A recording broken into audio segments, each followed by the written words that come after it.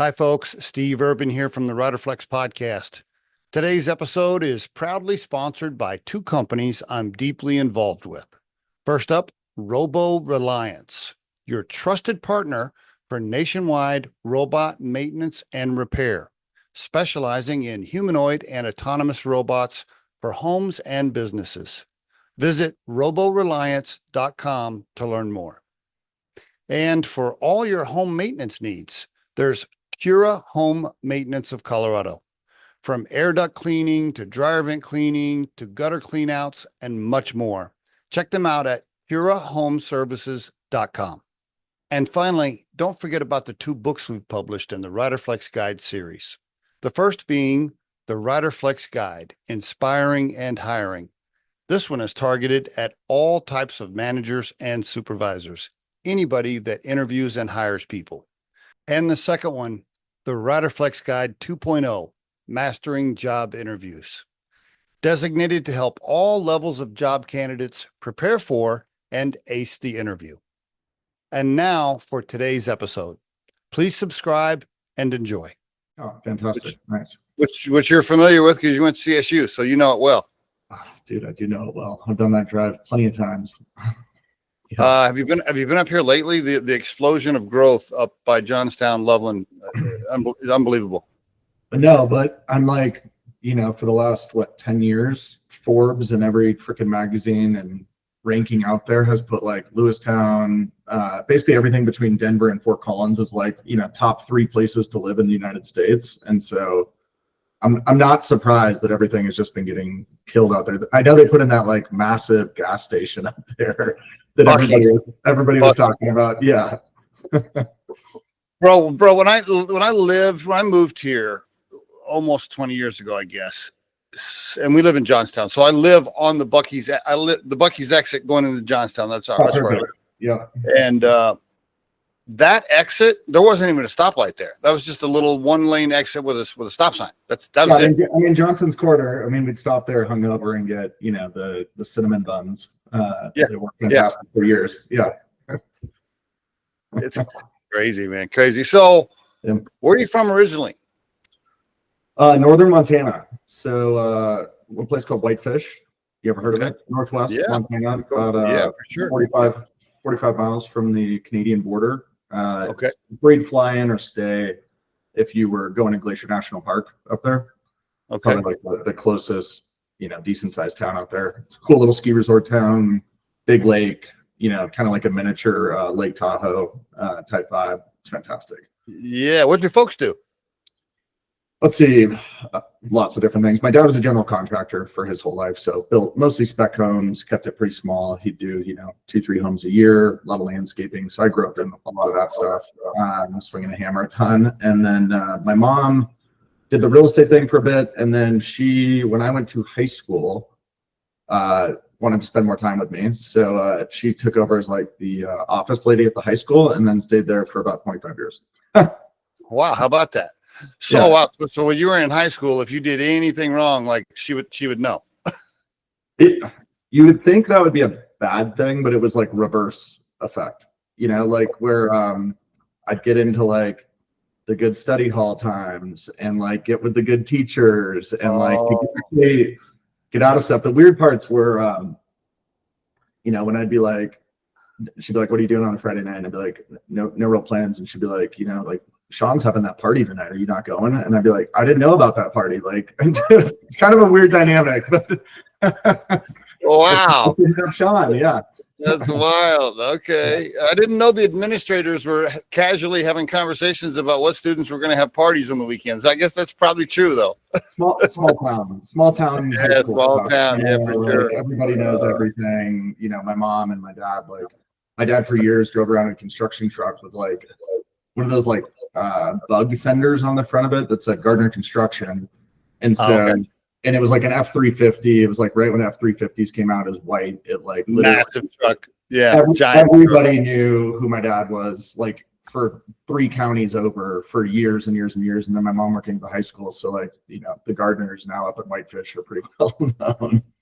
Siblings? Do you have brothers and sisters?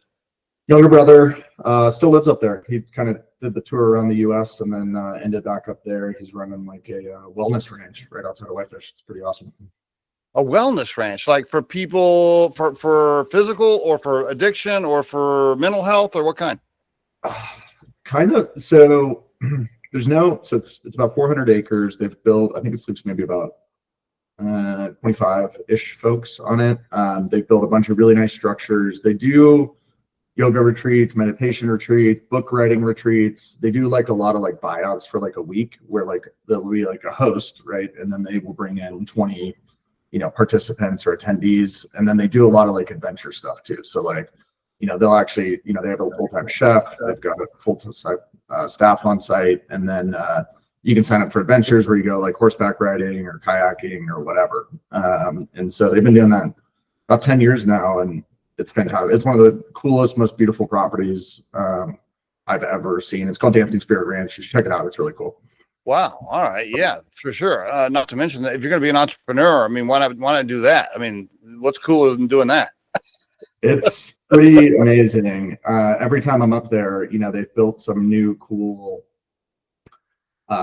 secret garden or the like Hobbit house or like, whatever it is. There's like 5, their garden is insane. Like they grow all their own vegetables there. And it's like, they probably consume 1/15 or 1/20 of all the vegetables and then just like provide it out to the city. It's like, it's crazy. Like it's really cool. Like, you can tell they're like looking for stuff to do all the time. It's this massive property. Like the amount of mowing hours they do on this thing is insane, but they're always looking for like fun new stuff and they like brainstorm over the winter kind of when things shut down. And then, it's on in the spring to go build new cool stuff. Yeah. Tell me if this is true, right? People come to Montana in the summer and they're like, oh God, it's so beautiful. So cool. This is such an awesome place. Let's move here. And then they do a couple of winters and they're like, oh shit. I don't know. Dude, this guy right here you're looking at, I would live in Montana if that was not the case. It is unbeatable in the summertime. It was one of those, COVID, it was one of those places that like every ski resort town that just got absolutely consumed by people that had vacationed there their whole lives, like Texas, California, a bunch of folks who had, had summer homes there. A lot of them moved up there full time during COVID just to kind of get out of whatever city they were in.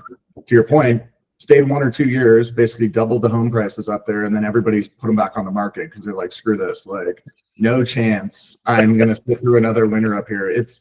They call it the cement ceiling specifically up there, where like, I'll call my mom, she'll be like, I haven't seen the sun in 3 months. And so you get a lot of these people now up there that'll like start buying Mexico homes or whatever because they're like, I just got to get out of here for a few weeks or months. It's crazy. Yeah. It's funny. Yep. I was gonna say, good news on it is, it would be like Aspen level prices and vibe if that wasn't the case. So it's actually like been a good thing. Like I think overall keeping the population down. Otherwise, it would just be or like Jackson Hole or something. Like it would be bananas up there had it not be for like the 4 months that is just brutal. Right. Yeah. My wife and I watched that Yellowstone series, and I told my wife, like, isn't it funny? They show all these Yellowstone shows. Every episode, the weather's great. It's summertime. Oh yeah. They don't show any of the brutalness of the whole thing. Oh yeah. Slightly more killing in that show, I think, than in real life. But so other than that, pretty similar. Yeah. Where that show takes place, that'd be like in Bozeman. Yeah. Southwest, right. And then Whitefish would be about 5 hours driving straight north. Yeah, gotcha. Very okay, similar. So you go to CSU, you major in business. What was your plan? No plan. I would say, like every good business professor in 2006 through 8, they advised you to go into management consulting. So I kind of got on that train. Early on, they were basically like, the talk track, I think, is probably still the same today. I'm not sure, which is, hey, go learn how to advise companies, and then you can kind of figure out what you want to do from there. And I'm like, that seems backwards, but game. Can we just pause on that right there for a minute? Yes. I have always complained about that. I've always given, nothing against Deloitte and all these other fancy consulting firms, but seriously, you're going to send some 27-year-old kid to go. Oh no, 22-year-old kid. 20-year-old kid to go tell an entrepreneur like how to run a business. Like, what the fuck are you talking about? Like, they haven't. Please, not entrepreneurs. Go tell like executive team at AT&T how to like, cut costs by $100 million or whatever. I mean, it's the classic. Get revenue up and cut your costs. Like, okay, great. Here's a $100,000 bill for telling you that. I always like that. One more. I'm just ranting there for a minute. One more thing on that. Anytime I see somebody, and I have a lot of career coach friends, and so they're going to get mad. They'll be mad at me for saying this. I'm not picking on anybody specifically, but anybody that says they are a C-suite CEO whisperer or coach or whatever, like a career coach or whatever for CEO, but they themselves have never actually sat in the C-suite or run a company.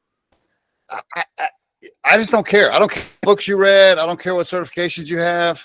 If you haven't ridden the horse down the trail, no. Dude, I feel about most roles. I run a big sales team, and I never have respect for any of my sales leaders who never held a bag and actually were successful at it. Like, I know they say you could be a successful manager without being a rep, and I'm like, I don't know, but like, same thing goes and applies. And I'm like, trying to advise somebody on something you've never done before, let alone had no business experience whatsoever coming out of college. Right. You do. I mean, to be fair, like on client side, I don't know what you get for your money oftentimes, but on the consulting side, damn, that was like I couldn't think of a better first job.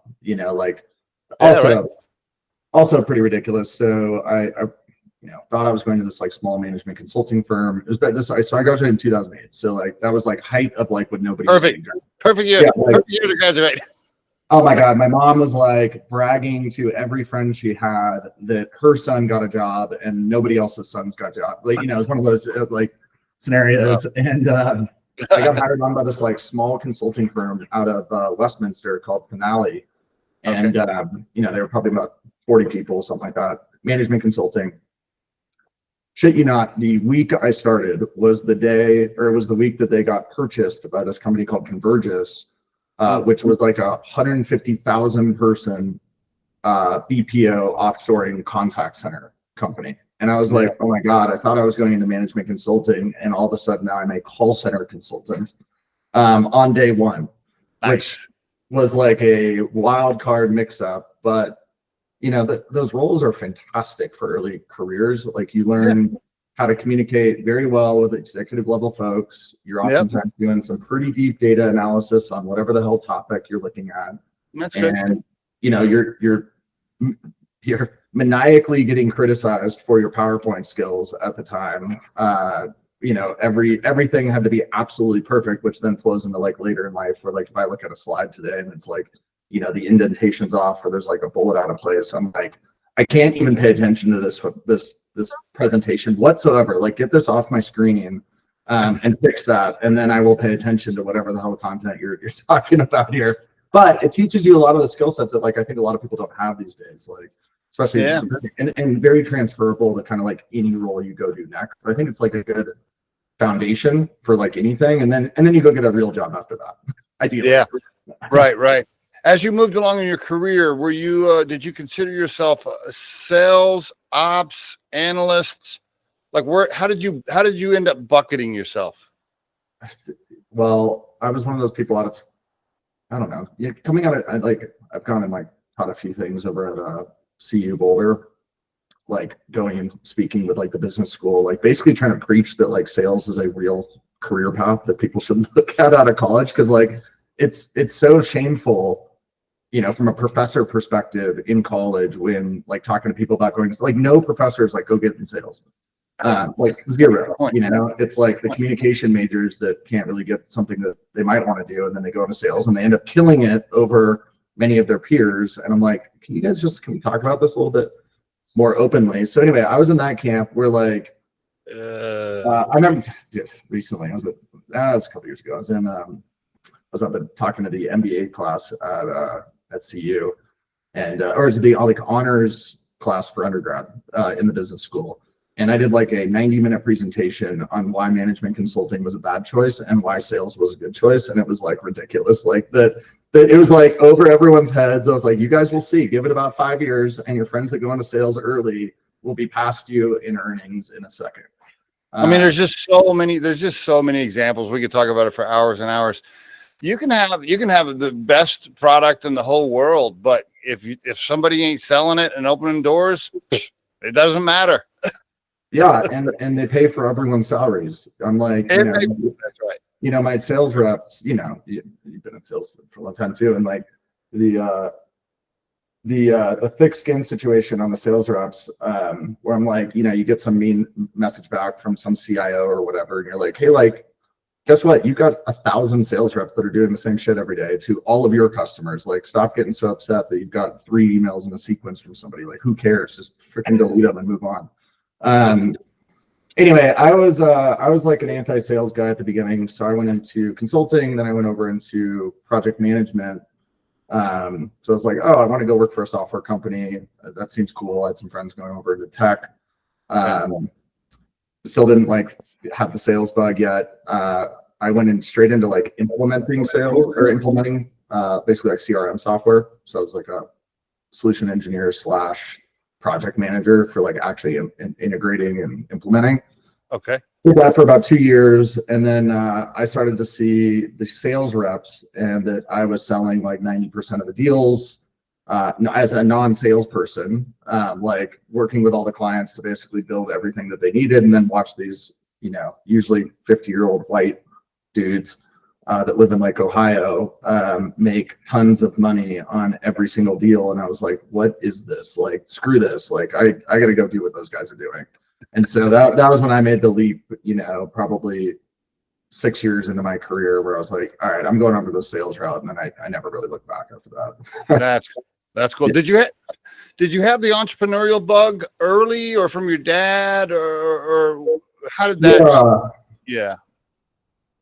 I think similar to like why I got into sales, which was, I started to work my way up in a couple different companies and I started to realize how like dysfunctional most of the leaders were, to be honest. And like how poorly run a lot of things were. And it got me thinking, probably 10 years ago where I was like, look, I need to go start something. I need to go either start something or be a part of something that's like very young. I've been, in its days where I can have a lot of impact and like go build something. And so that was kind of it. And then, again, coming out of school, you're kind of like, I'd love to go start a company at some point. You have no clue what you want to do. And then I got into that kind of mindset. But then you kind of get, I've talked about this with a lot of my like enterprise sales friends. You kind of get into this like really tough spot young in your career. It's a like kind of golden handcuff situation where say you're in your late 20s, you finally probably have the skill sets to go start a company. Yet you've kind of locked yourself into like a pretty nice, cushy commission situation. Yep. Where it's really hard to get yourself out of. Like where you're making a ton of money and you're like, okay, I'd have to go reset, probably make almost no income for say 5 years or longer or whatever. And it is a really difficult thing to do. For me, I got to the point where I just hated my job so much, no matter how much money they were paying us, I was just like, I can't be a sales rep in this atmosphere anymore. So I went into I started flipping houses. I spent 2 years, I flipped 8 houses a year. Just to do something different, kind of like back to my dad's roots in general contracting. Realized I hated working with general contractors and doing the whole construction thing, and it was like mind numbing. And it was fun swinging a hammer and being on a job site and those type of things while I was doing my other job, but it just my brain felt like it was atrophying a little bit. And so I went into this world of okay, what do I want to do next? My plan was to go, join a B or C round company, or something like that, a little smaller, kind of figure it out. Come in at more of a senior level. And then I got introduced to the two co-founders now at Braintrust. This would have been like in early 2019, so 6-7 years ago. Okay. You know, I got a call from my old CEO, said, hey, you got to meet these two guys that got this kind of wild idea for this like marketplace that has a crypto element. I know you are looking for something interesting. These guys haven't even started it. They're working on their seed round. Might be interesting to have a conversation with them. Why not? Yeah, why not? I was like, oh, that's way earlier, like no revenue, no real product, you know, like translation, no money to pay you. Correct. Exactly. And so, you know, started talking to these guys. It took about 6 months of me kind of like kicking the tires up with these guys and realized like, you know what, you know, Adam and Gabe, these guys are super smart. They've had a couple exits. You know, this is probably going to fail. They're leaning heavy into kind of blockchain, crypto element, which we can talk about on and a talent marketplace. And I was like, those are all things I don't know a ton about, and I want to learn a lot more. So I was like, I'll go do this for a year, probably fail, then, you know, go figure something out from there.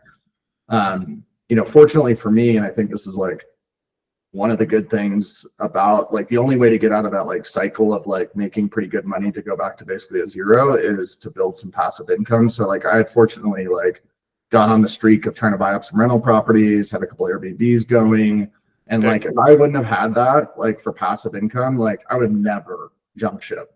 And so like, you know, when I talk to a lot of younger people, I'm like, build a way for yourself to get a little bit of passive income so you can take a few more risks, even if it's for a year or two, and then you can go make the jump. Like the first 2 years would have been brutal for me. I wouldn't have done it. But I had some offsetting stuff, you know, before Denver canceled every Airbnb contract they had and made it impossible to Airbnb stuff. Or don't get me started on that.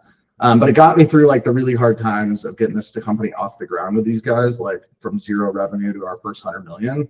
And it's been a wild ride ever since. So 6 years of kind of ripping it at this point. Wow. So when you started, it was almost pre-revenue, and they're 100 million.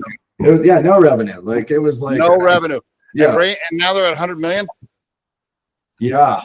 Wow. So we've got two main products. We've got the marketplace side, you know, rips kind of between 80 and 100 million a year. And then we've got a whole new, you know, AI product suite that is like totally separate that is, you know, super fun. And that's where I'm focusing in most of my energy at this point. Yeah. Okay, great. I want to talk about that. So let's get into to it. But before we do, it's really, I think that's the highlight clip maybe of this episode is the advice around the timing and the funding if you're going to make the switch. This is a good one. You're so right. You know, if you're 30, let's say you're 32 years old, 34 years old, you just started making 200 grand. By the way, I was 32 when I moved over to just start doing this. Okay. Let's say you're 32 years old, you're making 200 grand a year. You got one kid, wife's pregnant with the second kid. They're paying you out bonuses every year. You just signed up for the big mortgage on the big house. You just signed up for your brand new F-350 that's $1,200 a month payment. And but then you drive to work every day going, gosh, I really want to start something of my own.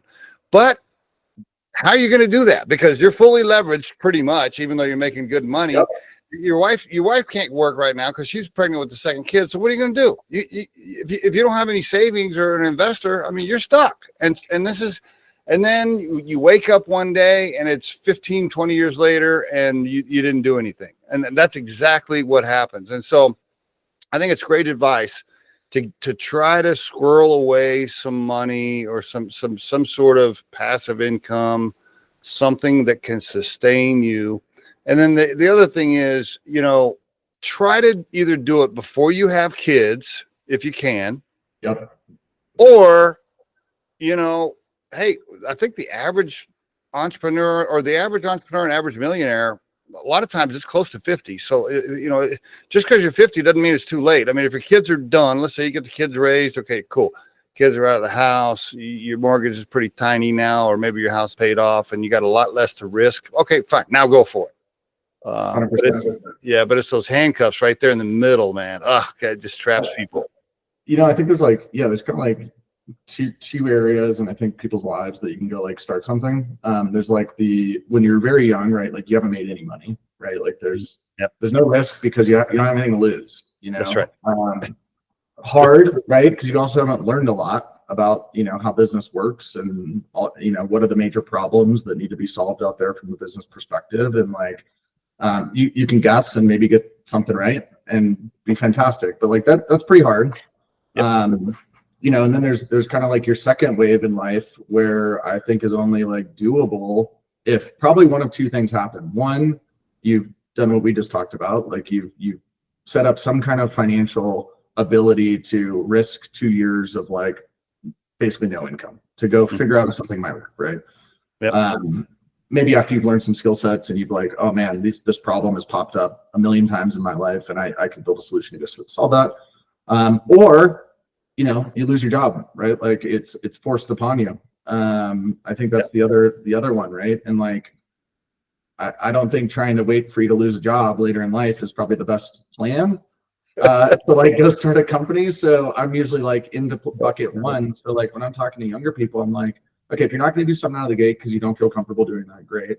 What you should be focusing on in your first like 5 years out of school, let's say it is, one, obviously trying to learn as much as you can, but like two, trying to like bank some cash. Like this is going to be the easiest time you have to bank cash. That's so right. Pick something you can do that if you work harder, you get paid more, ideally. And ideally do smart stuff with it. Like figure out some invest. Obviously this is not rocket science, but like I do it not so you can retire early. I do it so like you can go take a risk when you're 29 or 30 or whatever. I'm the same. Yep. And I think that's a better plan than like, oh, I'm going to retire early by banking money now. I'm like, no. You should be banking money now so you can go take a risk after you learn some shit. I totally agree. One last, we could go down this rabbit hole for a long time. When I quit my last corporate job, so I started a little late, but I did it when I was 49 years old. My last kid was just about done. So I was 49. We were just becoming empty nesters. And I think in my corporate job that year, I made like $250 or something. Some of the best money I had made, which is that's not huge money, but for me, from where I came from, that's pretty big money. That's big money for anybody young, especially. And so I was 49. And I remember telling my wife, I'm like, hey, I'm going to start a recruiting firm. And she's, oh yeah, that's cute. She was, what's that going to pay? And I was like, I don't know for sure. Yeah. The first year, I think it was like, I don't know, it wasn't zero. I think I paid myself like 28 grand or something. And I remember her saying, by the second year, she's like, yeah, so is this like, yeah. How long are we giving this, Steve? Yeah, totally. Did this scratch the itch, or can we like go back to like having some money? Yeah. Anyway, okay, sorry. So let's talk. All right, so you joined Braintrust, you helped them take it to a massive company, and then just distributed labs. Walk me through how it's set up. Yeah, go for it. Yeah. So I've got kind of two jobs around here, kind of by design. So we've got Braintrust Marketplace, which think of that as kind of like a two-sided marketplace. On one side, you've got like high-end software developers, people that want to work on contract, mostly product designers, product managers, mostly tech workers. And on the other side, primarily like Fortune 2000 companies. It operates much like a staffing firm, right? Where like you're placing talent with a company and then it bills through the system. The only difference is it's all facilitated over a platform with, no recruiters really sitting in the middle. And the companies are mostly self-serve into finding those contractors. And so we started off with that model. We had this like pretty interesting idea, which is actually what, got me attracted to this, was we wanted to be the first marketplace or talent network actually owned by the users. In this case, it was the talent. And so we created a blockchain token as our form of ownership to be able to hand out to that talent. Trying to maintain a cap table with 10,000 people all over the world would be pretty tough. So, blockchain technology insert here as a real use case to be able to share basically the ownership of the network with those talent members. And it was a fantastic basically mechanism to get a lot of talent to the network really quick, right? Like, hey, join Braintrust, we're going to give you some tokens. And then every referral you bring into the network, we're going to give you a percentage of what they earn, also paid in our tokens. So it was a badass reward system, basically, to get you to get all of your friends to join Braintrust, which would then lead to them getting good jobs. And then the other kind of component was we wanted it to be like the most fair and equitable, was kind of all part of that, because it's, the talent or the owners, right? So you want to have their best interests. So let's run basically the lowest fee staffing firm available, like possible. Okay. So that talent are making more, companies are paying less. Obviously, that's a great value prop in and of itself.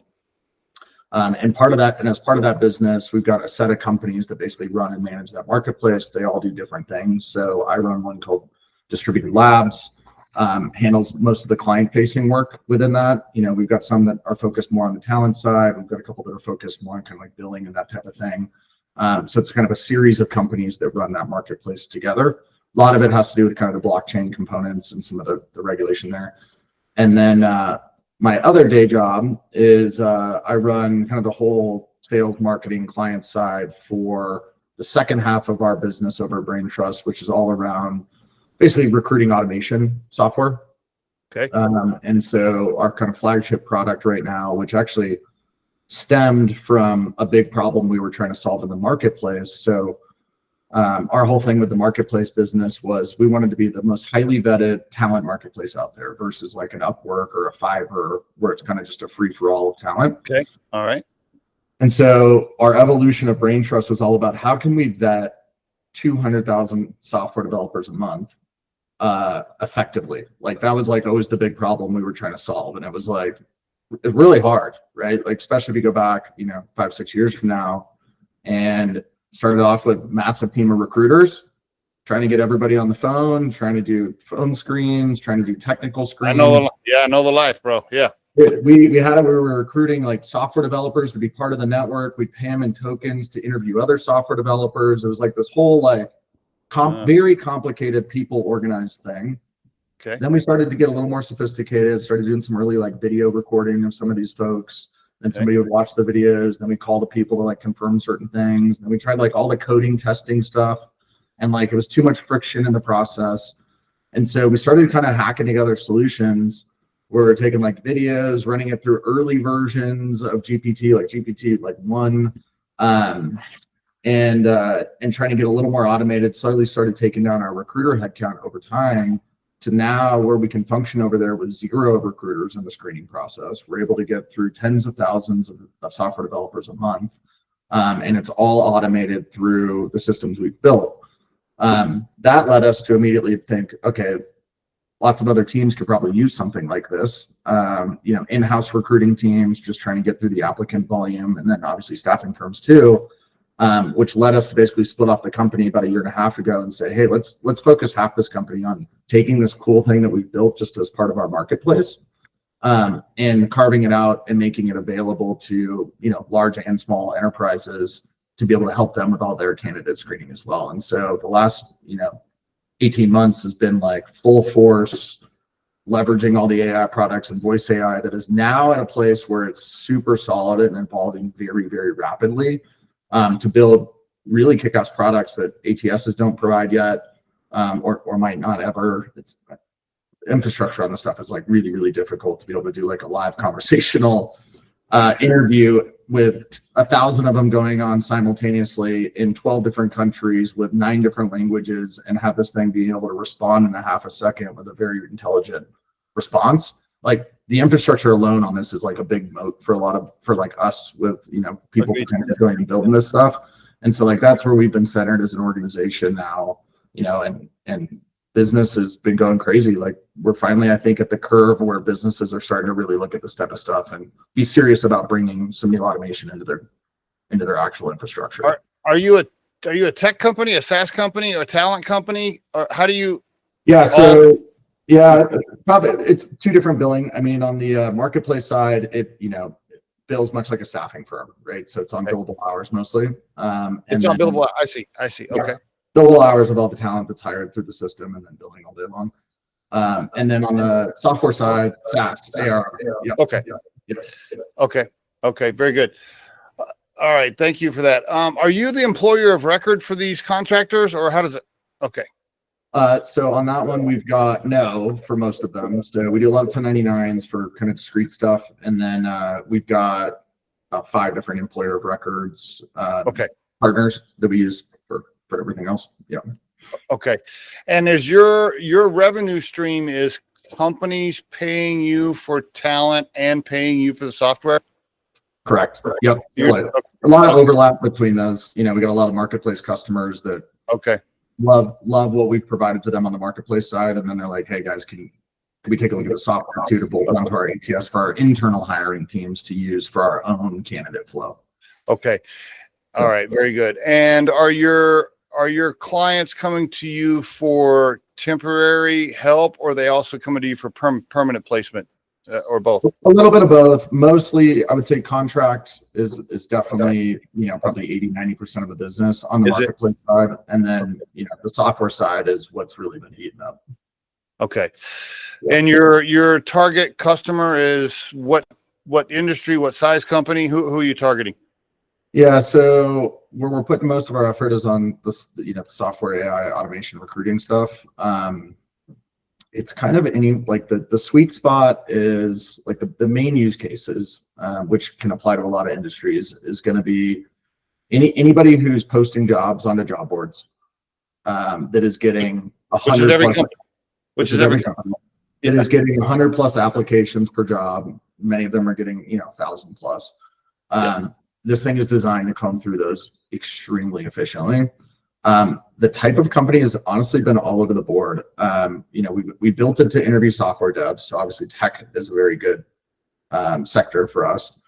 But on the flip side, we're seeing much bigger use cases when it comes to more blue collar hourly work. So think like light industrial, anything that has like seasonality. So think like retail, hospitality, where you need to ramp up a large group of people very, very quickly and comb through all of them very fast to do a ton of interviews at high velocity. Home health, nursing, it's been all over the board, man. Sounds like a wonderful tool for processing inbound. Do you also do the sourcing and the hunting and the outbound? Does the software do that too? Or? No, we're trying to stay in our lane. Okay. Yeah. So we don't do any of the sourcing. We're not going to find any new candidates, but anybody who has a big candidate problem, which is like pretty much everyone right now, like this thing will help this will give your recruiter 5x the capacity to get through all that. Very, very yeah. Okay. All right. So by the way, for the audience, we're recording this on June 5th, 2025. And it happens to be an employer's market to where, candidates are just flooding in. Most companies are getting 2-3x times the number of applications that they used to get. So right now the pain point, at least as of this recording, the pain point is a shit ton of applications for a bunch of reasons. And I want to go down the AI rabbit hole a little bit here in a minute, but one of the reasons you're getting a lot more is because the candidates they themselves have learned how to use AI to mass apply much faster. They've adopted much faster than companies have. And it's actually, they think it's making it better for them, and it's making it way worse for everyone. But you know what? Here's the thing. I've done a bunch of posts about this. The candidate sees it. I mean, looking at it from the candidate, just taking the candidate side, right? Because as a recruiter, I talk to candidates all day long, and you do too. But the candidates kind of have the FU at it. They're like, "What the fuck are you talking about, man? You guys on that side use AI all day long. Why can't I use it?" That's their, and I'm like, okay, that's fair. The reality on that though is I was actually talking to a massive electronic company right before this call. The candidate perception of the tech that companies are using, I think, is like pretty far off. That's a good point. I think my nanny, she's just out of school. She's applying to a lot of jobs. She's like she's like, I don't want to run my resume through GPT because then the AI screeners are going to catch it. I'm like, hey, newsflash, there are not AI screeners that these guys are using in 98% of companies. The problem is they get 500 applicants because it's so easy to apply, and some poor recruiter goes through the first 40, kind of picks out whoever might be good enough, and then the other 460 don't even get looked at. It's not some screener. I promise you that. Actually, it would probably be better if they were using some AI, because actually it might find you versus like just some poor person who like physically cannot review that many applications. Like you were on page 36 of the applicant list. No chance you're getting a look.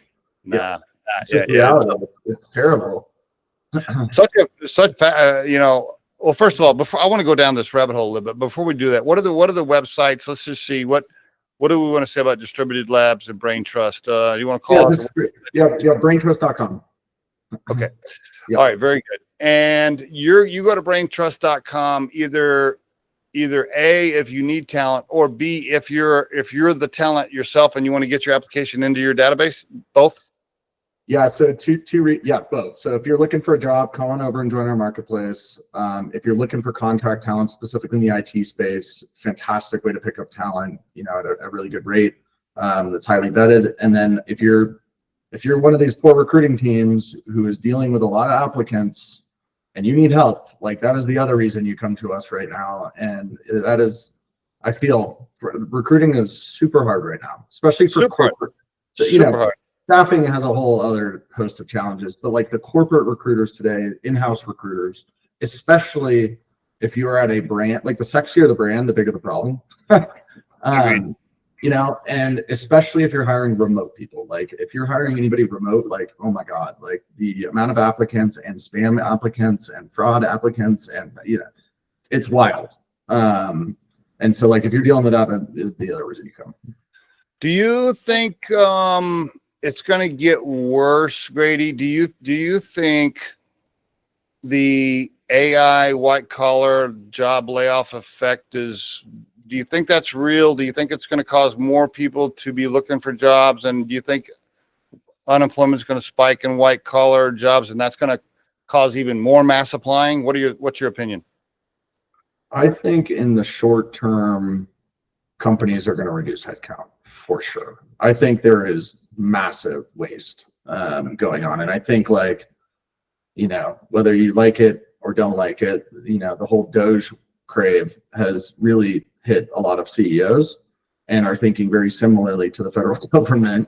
And hey, there's probably a lot of stuff going on in my business that I should be able to tighten up. And all I hear about from every second of every day is AI and automation. Like there's probably stuff out there that can solve some of this, like manual chip that's going on or not work that is being shouldn't be handled by humans. And so I think in the short term, it's inevitable. I think every company probably needs to, if you get over say 1,000 employees, I think you could probably shed 20-30% of those with some automation pretty quick.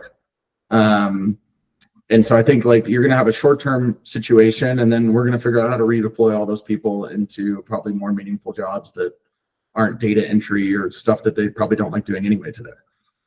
Okay, now let's take a pause on that right there. That actually might be the highlight clip right there, because I have heard that exact statement so many times the last 24 months from a bunch of AI executives and tech people that I listen to all the podcasts. I studied the AI. I try to stay on top of it.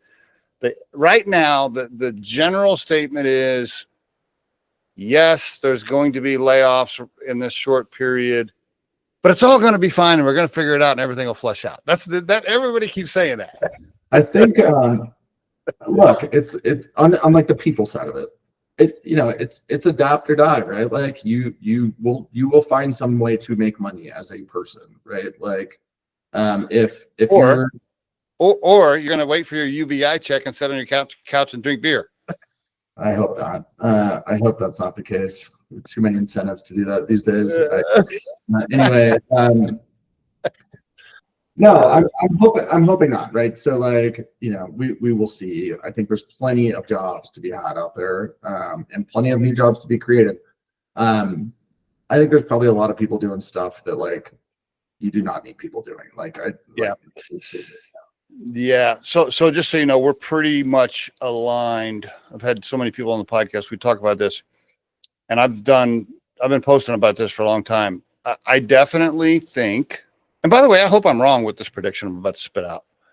I definitely think we are in for a short, bumpy ride here, as executives definitely are in conference rooms right now trying to figure out how to eliminate human jobs using AI, and they are going to do it and are already doing it.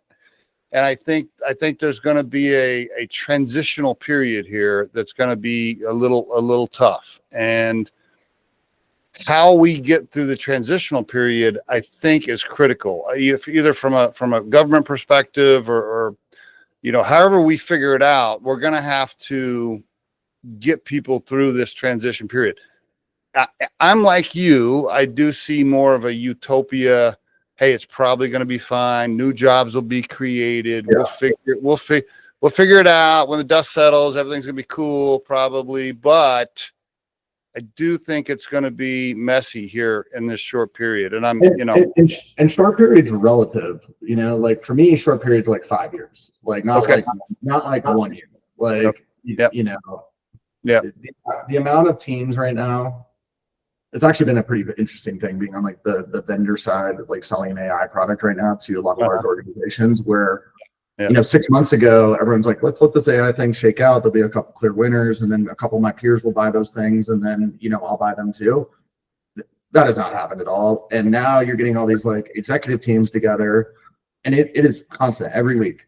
I get hit up by somebody I talked to 4 months ago that says, hey, I just had my ELT meeting. My CEO lost it on everybody because we have not implemented one automation product across any business unit.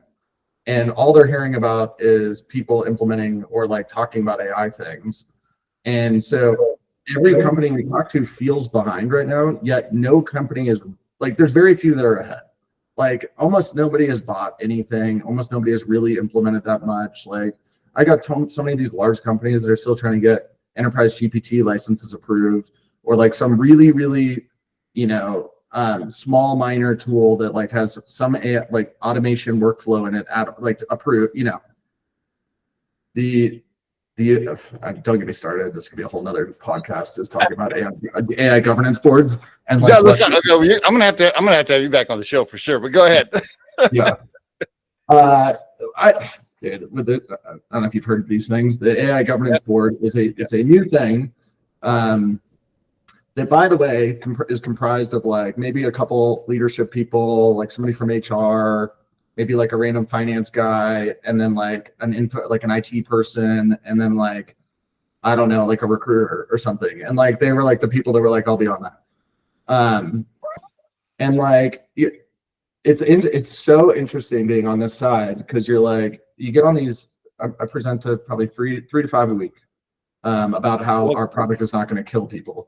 And Grady, we don't want to lay off people. Grady, we got to take care of our people. Security, Grady, security, privacy, all these words, right? Everything. And like, it's funny. I was actually talking about this literally earlier this week. I was like, I feel like we need to build something like an advisory board that advises AI governance boards what to do, like what their job is. Like none of them know what their like objectives are. They don't know if they're like there to say yes to stuff or no to stuff. They don't know how to ask the right questions. They don't know like how to evaluate anything. And like not because they're not smart people. It's because like they're doing a brand new job and it's space they have no experience with. No experience. And I'm like. And everybody has one. And like you sit on the side of it and you're like, hey guys, here's the 25 questions you should ask us. Yeah. And here's the 25 answers that you should care about. And then maybe ask other vendors these similar questions. And if they pass, great, and let them in. And if they, don't be so scared of this. But the problem is like just no one really knows. But anyway, it's slowing down everything like crazy. And like everybody's going through their first buy process right now with like really any kind of automation. And so like when we hit 26, I think most large enterprises, if they've bought one or two products that have any kind of automation in them, they will be ahead of the curve. No doubt. And then it'll just floodgates, and everybody will really start pouring it on. We could talk about this so long. Anyway, yeah. I get super annoyed at people when they're super cautious about it. I was telling somebody the other day, I was like, I don't give a fuck what ChatGPT. I want my AI agent to know everything about me. I don't care. I don't care. It can know what girl I banged in high school. I don't give a shit. And the reason why is because I want it to do stuff for me. So I want it to know everything. And by the way, privacy went out the window digitally 15, 20 years ago. Like, are you kidding me? It's funny. I always use the like simple example of like, hey, when I go on Instagram, guess what? I see shit that I like as my ads. Like, what sucked was when you got a shit ton of ads that you didn't care about whatsoever. I'm like, you should take all my data. I would love it if you only, you only presented things to me that I give a shit about that are relevant to my life. Awesome. Yeah. Like, I'm totally like that. I'm totally like that. I get so annoyed in the morning. I call my agent Mary. So I get so annoyed. I'm like, Mary, why are you asking me this? You already know. I've already given you this information. 100%. I'm like, everybody loves their Spotify playlist that they make for them every week. And I'm like, right. I want that in my life all the time. Like, all the time. Everywhere. My wife gives me so much shit. She's like, I can talk to our AI, right? Like versus just having to type. I talk to it all day long. Grady, I get annoyed when I have to type shit. I don't even want to type shit. Oh yeah, and so like I'll be talking to AIR, our AI, and she's like, every time she's like, you are so much nicer and friendlier to your AI than you are to people, and I'm like, you know why? It's because they do a fucking great job. Like they are so productive. They do so much good work for me. Like if all these people in my life were like this efficient at everything, like I would be the nicest person ever. Yeah, it's so good. This is good stuff, Grady. I got to use the restaurant. I got to use the restaurant analogy too. Let's use this one. And this goes to with people kind of pushing back and being leery about AI and robotics. Because I talk to my friends. I'll go down to the pub down here and they have no clue what's going on. And I'm just like, okay, bro, you're so far behind. But anyway, I got a new analogy I'm using now. This is my new favorite one. I'll say, I'll just test them, right? I'll be like, would you eat at a restaurant with robots? If robots were all the waiters and stuff and the bartender? Oh no, man, I'd never. No. I would never do that. I'd be like, okay. Well, let me ask you a few questions. So, what if that restaurant had perfectly cooked food? Your drinks were poured perfectly. Your server was perfect and polite every single time. And oh, by the way, the prices were 75% less. You telling me you wouldn't go? Totally. I'm with you. I'm like, there's pros and cons to all this. And for the most part, like, I think we're building stuff, there's a lot of these like platforms and whatever out there that are like, hey, we build AI for everything. I'm like, no. Pick something that has like a very specific problem. Yeah, I think that's a good idea. And then solve that. Which is what you're doing. Let me ask you this. Do you worry? Speaking of that, do you worry? I'm sure you worry. I mean, all entrepreneurs worry. I'm guessing you guys are thinking, hey, we've built a really cool tool and this is working. If ChatGPT or Gemini get good enough to just do it all automatically, I guess, well, that's a completely different world we're living in anyway. And yeah, I mean, well, first off, any company that is an AI company is, for the most part, building on one of the 5 major LLMs. And if you're not, you're an idiot. Like, why would you ever build your own model at this point? These things are, like, I don't know. They're stupid, right? Yep. And so every time they upgrade, you upgrade. It's wild. Like we've now been building this for 18 months, and like with like pristine accuracy 18 months ago. It is unbelievable. Like I watched this thing run all day interviewing people, and I'm like every time, like so impressed with how it responds to stuff, how impressive the entire thing is, all of it. And so where I'm going with that is like everybody is going to be built on say one of 5 to 10 models out there. It's how you put it into somebody's workflow and make the usability just pristine for whatever the particular problem you're trying to solve, and get it into the hands of the users and make it really usable. And I think like these general models, right? Like I use GPT 50 times a day at the range. All day long. I use it all day. Yeah. Now, can GPT go out and interview all my candidates and kick back perfect scorecards and do it all in a workflow that's really no? And like it also can't do 50 other things that people have built wrappers for it for. The hard part on all of it, kind of going back to what I was originally saying, was like building the infrastructure, building the platforms to surround it, building the user capabilities, getting it into the companies, building it into their ecosystems. Like it's the companies that are going to do that really, really well, while also continuing to listen to like company. What's crazy when you're selling this stuff is like, you show them something like this and they're like, this is unbelievably helpful. And then they start using it and they're like, hey, like these other two things kind of pop up as problems also. What do you guys think about that? And you just like slowly expand the capabilities in the user set that you're trying to solve for, right? Like we're specifically trying to solve for hiring teams, making their lives easier, and recruiting teams, right? Like the very specific thing. There's like a million profiles you could be solving very specific things for. And I think it's how do you best build it into the workflows of those users, and like whoever does that the best is going to win in a lot of areas. Let me ask you specifically. I know we're almost out of time. Yeah. I'm using, all right, so we're a small recruiting firm. So we're using a platform, an ATS called Jazz HR, which is super familiar. Yeah. It's you know, it's a budget model kind of.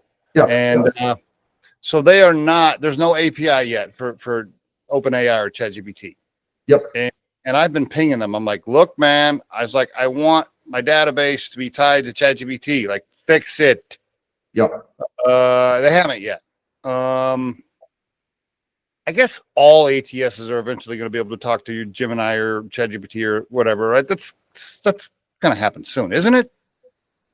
I don't know. I mean, Workday's been around a while, and everyone hates Workday, yet everybody's on it. And I'm like, is Workday? If you're on Workday, can ChatGPT talk to your database? Can you just be like, hey, find the best blah blah blah in my database? No, there's zero ATSs that do that. Yeah, I want that. Unfortunately, everybody wants that, right? I'm like, the problem is, you know, like, so right now it's this kind of like interesting. You've got all these kind of legacy platforms. So let's say my ATS route, like all the legacy ATSs that even the newest ATSs were built like probably 8 to 10 years ago, and that's like very few of them. Like even like a Greenhouse, which is like a more modern ATS, is like 15 years ago, right? And so you've got all the infrastructure. Most of these ATSs have been buying up other little products. Most of them don't really work that well within their ATS. And then you're reliant on these teams that have been building these kind of like legacy monoliths for a long time to somehow figure out how to get all this stuff into them. It's going to be really hard. Now, simultaneously, you've got a million startups that are like, I'm going to build straight AI native capabilities, and, you know, for HRIS, for payroll, for ATS, for like every system, right? And 99% of them will probably fail because they can't get market share or sell fast enough or build whatever it is. But a few of them will succeed, and they will be your next wave of like AI native platforms. It's much like AI native developers. Like we've turned over our whole development team now twice, upgrading to usually newer models of people who are using tools to their advantage to do 5 times the amount of work. Right. But you have to like, it's hard to oftentimes, you know, this is where people will adapt or die. And like, if you're a software developer and you're not adapting, or even that you haven't already adapted, like you're probably already gone. Or you're about to be. I've let we had 3 different recruiters working for us at Riderflex when ChatGPT started getting better and I started implementing AI stuff. They're like, no, I don't want to implement. I was like, well, see ya. I mean, it's part of my interview process now for salespeople, which is great because I use my own products for interview. If you don't have like a recruiting team to support you as like a small business owner, dude, this is like epic. But one of my questions I ask everybody is, hey, one of 2 things, like, hey, can you pull up your phone right now, like on a Zoom, and be like, hey, show me what apps you use that have a bunch of AI all the time. And if they don't have like GPT or some version downloaded on their phone and can tell me 15 ways to use it every day, I'm like, yeah, come back to me in a year once you've like figured that out. And then, you know, I don't care what you've sold. If you don't do that natively, get out of here. I'm so, well, I find myself, Grady, I find myself adapting to it so fast that I'm becoming impatient. Like as it gets better and better and better to do stuff for me, I'll just be like, I'll see I'll just say, I'll see an email from you or somebody sends me a quick email and I know I got to respond. And then I got like, oh, I'm going to go get a cup of coffee. I just want to pick up my phone and go, hey, you see that email from Grady? Yeah, just send a quick response. Tell them to boom, done. Like, I don't even want to have to. Yeah, or better yet, it'll just start responding for you. You don't even need that part. Just automatically. Yeah. Do you think, last question, and so let's go 10 years out. Yeah. What do you think? I mean, are you of the belief then that just new jobs are created and we still have employees and the labor market, or do you lean towards, ooh, man, yeah, 20, 30, 40% of people may not work and we're going to have to develop some sort of system? Where are you leaning? I mean, just look at history, right? Like tech, the tech landscape has been evolving rapidly and exponentially, and it's not like we have a higher unemployment rate now than we did 10 years ago. Okay.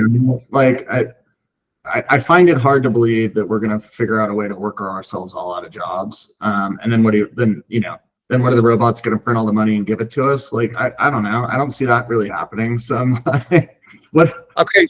So I hear you. So I understand what you're saying, but you know what worries me is there's a lot of super ass smart people saying, I mean, did you see Dario? Did you see the Perplexity CEO on CNN the other day? No. Right? I mean, there's a lot of super smart people saying, like, hey man, super intelligent people. That's what's got me nervous. There's a lot of really smart people. Trying to predict 10 years out is like impossible. Like you know what I mean? I'm a super practical dude. I hear you. Yeah, okay. And like I don't know, these like trying to think 10 years out, I'm like, oh God, I have no freaking clue. Like I don't know. I hope everything's probably fine. And I guess it probably will be if I had robots. Me too. If I had robots doing my job and I was somehow getting paid to do that without doing it, like, hell yeah, I'm all for that. Like, I told somebody, I told somebody that the other day, like, oh, yeah, but if you don't have your job, you're not going to have your purpose. It's your purpose. I was like, fuck that. My purpose is going camping in my Jeep and riding my bike and visiting with my granddaughters. That's my purpose. I'll figure out a new purpose. Yeah, I figured out a new purpose. Yeah.